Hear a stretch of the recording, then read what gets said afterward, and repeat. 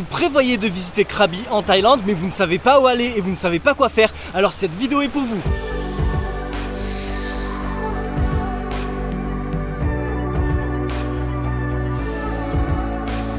Salut les amis, c'est Monsieur Puss et dans cette vidéo je vais vous montrer ma sélection de choses à faire et choses à voir dans la province de Krabi en Thaïlande. Et c'est parti, on commence directement par un petit tour de bateau pour aller découvrir les petites îles magnifiques autour de Krabi. Un tour sympa à faire, c'est le tour des 4 îles. Perso, j'avais un bateau privé, c'est plus avantageux si vous êtes plusieurs et surtout vous avez plus de liberté. Et donc ce tour des 4 îles vous emmène à l'île Poda, très connue avec ce rocher là qui fait face à la plage. Vous allez aussi à l'île Tub, dont la particularité est que les deux îles sont liées par un banc de sable, comme vous pouvez voir. Ensuite, il y a aussi un arrêt à Chicken Island, l'île poulet, qui s'appelle comme ça car le bout de l'île ressemble à un poulet. Ici, c'est un arrêt pour faire du snorkeling. Pour info, le masque et le tuba sont fournis. Enfin, dernier arrêt à Prang La Cave, où se trouve la princesse de la fertilité. Et il y a aussi la plage de Pranang pour faire bronzette. Et petit conseil, si vous voulez pas trop de monde sur cette plage, allez à l'autre bout de là où se trouve la grotte. Pour 300 bahts de plus, j'ai rajouté un 5e arrêt à Bouya Bay, qui est une petite plage de toute beauté avec une grotte sur le côté, des fenêtres naturelles qui donnent sur la plage. C'est vraiment trop beau. Je vous présente ce tour de bateau en intégralité avec tous les prix dans une vidéo complète disponible sur ma chaîne. Comme vous avez pu voir, à Krabi, il y a de belles îles, des jolies plages, mais il n'y a pas que ça. Là, je vous amène dans les terres pour pas mal de joyaux qui méritent vraiment le détour. Et on commence par la première pépite qui s'appelle Klong Rook. Klong Rook, c'est un petit lac au milieu de la nature. C'est calme, c'est beau, c'est un pur plaisir de s'y promener en kayak. Ici, la location du fameux kayak coûte 300 bahts, soit plus ou moins 7,80 €. Mais il n'y a pas de limitation de temps. Si vous voulez l'utiliser 30 minutes, c'est 300 bahts. Si vous voulez l'utiliser 4 heures, c'est aussi 300 bahts. Perso, j'ai pris le kayak pendant 3h30. J'ai traversé tout le lac, puis après j'ai remonté la petite rivière qui mène à la source qui alimente le lac. Maintenant, ce que je vous ai pas encore dit, c'est qu'ici l'eau est super claire.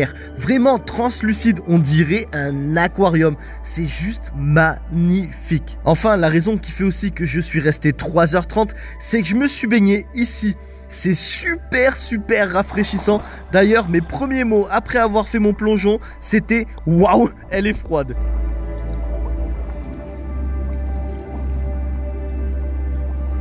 Direction une autre pépite au cœur de la nature et qui s'appelle Blue Pool. Cet endroit est incroyable, vous n'allez pas en croire vos yeux. Cette piscine naturelle est naturellement bleue comme ça. Par contre, on peut pas s'y baigner. Cependant, ici à Emerald Pool, vous pouvez vous baigner dans ce petit lac aux eaux couleur émeraude. Cette piscine naturelle n'est pas très grande, maximum 30 mètres de long et c'est pas super profond, en moyenne 1 mètre, 1,60 m de profondeur. Mais c'est suffisant pour faire la planche et oui, Monsieur Puss se prend pour une étoile de mer égarée dans l'eau douce. Non loin, il y a un autre petit lac qui s'appelle Crystal Pool. Par contre, là aussi, tout comme la Blue Pool, il est interdit d'y s'y baigner. La boucle entière pour voir les 3 piscines naturelles fait environ 4 km au total. Et pendant toute la balade, vous allez voir des lieux de toute beauté. Je vous recommande vraiment de venir ici. Et enfin, pour information, l'entrée coûte 400 bahts par personne, soit plus ou moins 10,30 €.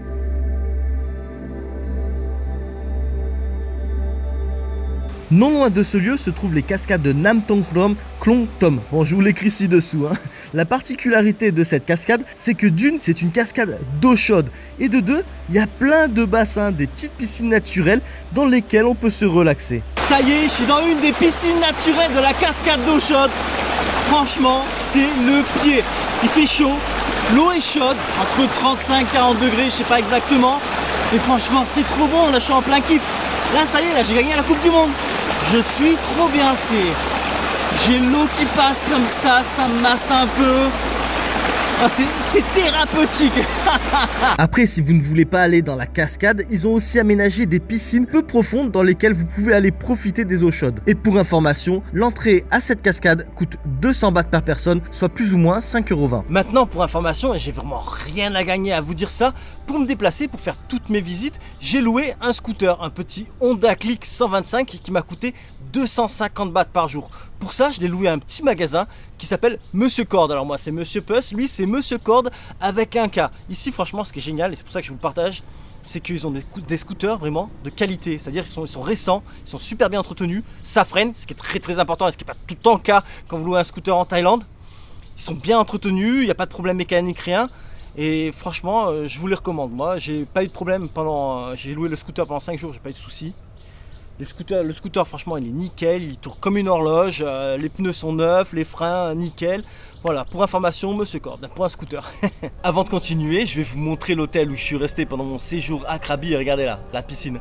Sympa, non? Franchement, elle déchire. J'aime bien là, le fait que vous pouvez voir comme ça, c'est cool. Enfin bon, on part, on va voir ma chambre et tout le reste, je vous montre l'hôtel. Je suis resté 5 nuits ici à Cozy Krabi Arnhem Beach Hotel. Et donc, comme je vous l'ai déjà dit, ici vous avez cette piscine bien sympa. Il y a aussi une salle de sport pour vous défouler. Et là, c'était ma chambre. Elle fait 18 mètres carrés. La literie est super confortable. Il y avait aussi un frigo, un coffre-fort pour vos Kinder Surprise, 2 bouteilles d'eau gratuites par jour. La chambre a une petite vue sur les montagnes. Et là, petit coup d'œil à la salle de bain avec la cabine de douche. Maintenant, si vous désirez réserver au meilleur prix vos nuits à Cozy Krabi Hotel, je vous mets un lien en description et en 2-3 minutes, votre séjour est réservé. Un autre truc sympa à faire à Krabi, c'est le Mangrove Walk. En fait, qu'est-ce que c'est?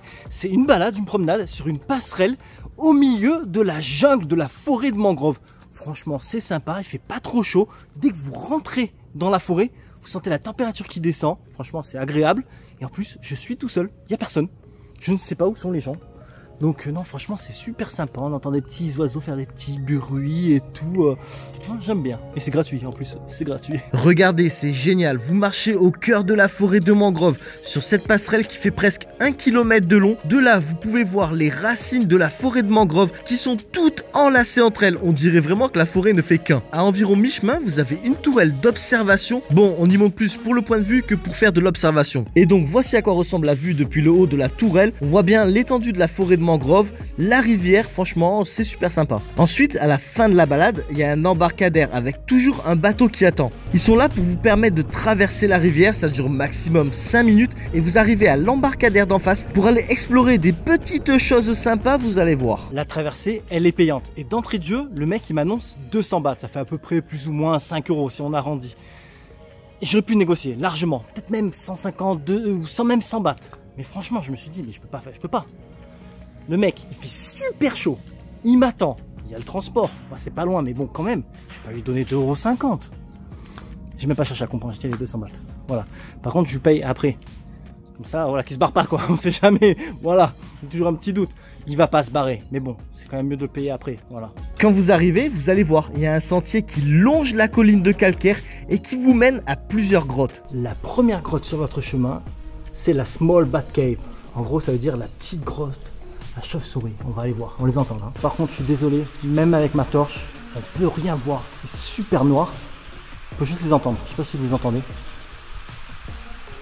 Ensuite, vous avez une deuxième grotte qui est plus aménagée pour y marcher, où il y a plus de luminosité. À l'intérieur, vous y découvrez de sacrés stalactites et stalagmites. C'est vraiment sympa et c'est tout ce qu'on attend d'une grotte, quoi.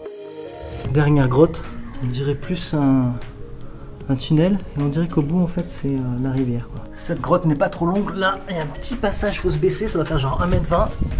Et je suis presque arrivé là, je vois la sortie là, je vois le bout. Effectivement, je pouvais la distinguer. C'est juste un passage, une grotte qui mène à la rivière, quoi.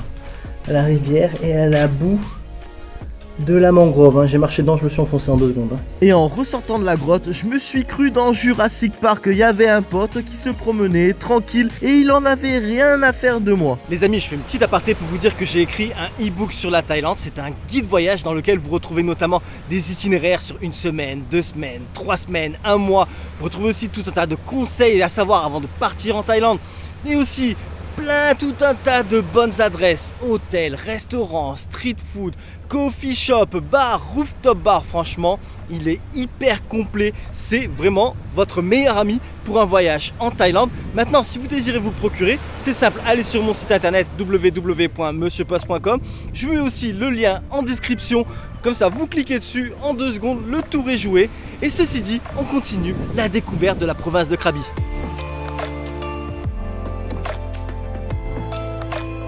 En Thaïlande, c'est bien quelque chose qui ne manque pas, ce sont des temples. Et Krabi ne déroge pas à la règle. Et pour cette vidéo, j'en ai choisi un. Mais un qui est un challenge parce que vous devez monter 1260 marches pour arriver au sommet avec le point de vue et le temple. Alors, n'oubliez pas de prendre des bouteilles d'eau hein, parce qu'il fait chaud et c'est quand même assez physique. C'est ici que commencent les 1260 marches, le moment où on se rend pas encore compte de ce qui nous attend. Au début, vous allez croiser des singes, surtout ne les touchez pas, c'est pas les meilleurs amis de l'homme. Bon les gars, c'est quoi le délire là? Bloquer le barrage? Vous attendez quoi? Une donation? Maintenant, un conseil, allez-y à votre rythme, prenez des pauses, surtout quand il fait chaud et humide car la montée n'est pas facile. Et voilà, au bout de 40 minutes, je suis arrivé au sommet à 309 mètres d'altitude après avoir monté 1260 marches sur une distance de 600 mètres. Franchement, je suis vraiment honnête avec vous, c'est pas facile. Je veux dire, moi, j'ai 40 ans, je fais 100 kilos, je suis pas le plus grand sportif du monde.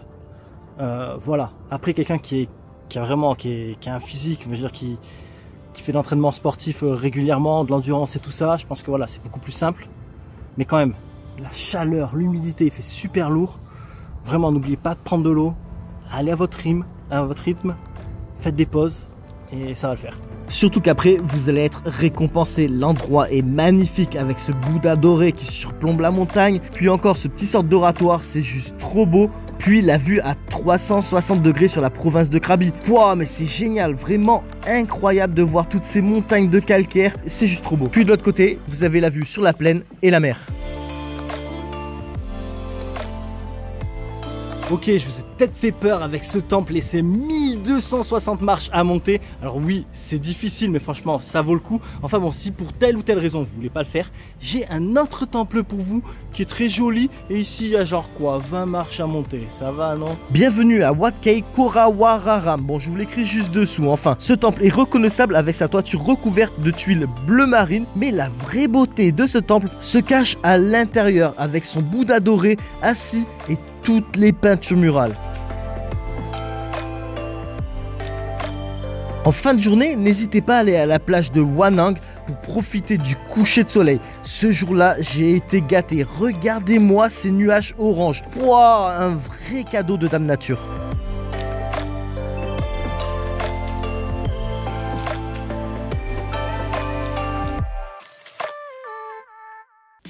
À la nuit tombée, vous pouvez aller à Aonang Landmark Night Market. Night Market qui veut dire marché de nuit. Ici, on y trouve un peu tout, des souvenirs, mais vraiment des souvenirs en tout genre. On y trouve aussi des stands qui vendent des vêtements, mais surtout, on y trouve de quoi manger. Et clairement, c'est pas le choix qui manque. Vous voulez quoi? Un pad thai fraîchement cuisiné? Des brochettes en tout genre avec une super sauce? Franchement, je vous jure, il y a plein de stands de bouffe à ce marché de nuit. Et il y a aussi du sucré, comme ce genre de glace à la thaïlandaise. Où vous trouverez aussi des stands qui vendent des jus et des smoothies. Après, si vous voulez un marché de nuit un peu plus local, bon, il n'y a pas trop de choix, mais ça va, il y a quand même de quoi manger, de quoi se faire des jus de fruits, des desserts.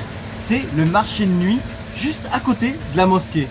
Franchement, c'est plus local, c'est moins cher, c'est tout aussi bon, il y a juste moins de choix. Ce soir, au Aonang Mosque Market, cette dame me prépare une salade de papaye que voici. Et j'ai demandé pas trop épicé car sinon ce plat est justement très épicé. Le même stand vend aussi des petites brochettes en tout genre. Et du coup, j'en ai pris quelques-unes avec du riz collant. Et pour terminer, j'ai pris ce genre de crêpe frite qui s'appelle un rôti. Alors attention, hein, c'est pas un poulet rôti, c'est une sorte de crêpe. Et moi, j'ai pris celle à l'œuf, banane et lait concentré. C'est une dinguerie. Et pour terminer, je me suis pris un petit smoothie à la mangue. Ce matin, pour le lever de soleil, direction Ding Dang Doi, qui est situé au sommet d'une petite montagne, depuis laquelle vous avez une vue à 360 degrés sur les alentours. D'un côté, vous avez la plaine avec les montagnes de calcaire qui semblent être posées là, le tout associé à la brume et au lever de soleil, c'est juste magique. De l'autre côté, vous avez la mer et avec les îlots de calcaire, c'est juste aussi magnifique. Et ensuite au sommet, il y a un joli café qui est ouvert dès 5h30 du matin. Et ici, ils ont plusieurs terrasses depuis lesquelles vous pouvez vous installer et profiter de la vue. Du coup, je me suis pris le petit déjeuner ici avec une vue de malade. À ce moment-là, j'en demandais pas plus, j'étais le roi du monde. Regardez, avec ce petit café là, je suis pas trop bien, sérieux, impossible de me plaindre.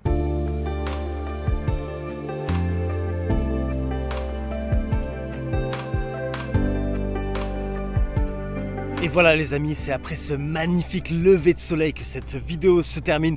D'ailleurs, j'espère qu'elle vous sera utile pour votre prochain séjour en Thaïlande. Et ceci dit, les aventures en Thaïlande continuent, les aventures en Asie continuent. Donc si vous désirez ne rien manquer, n'hésitez pas à vous abonner. Et je vous dis donc à la prochaine sur ma chaîne La Bisette. Mouah.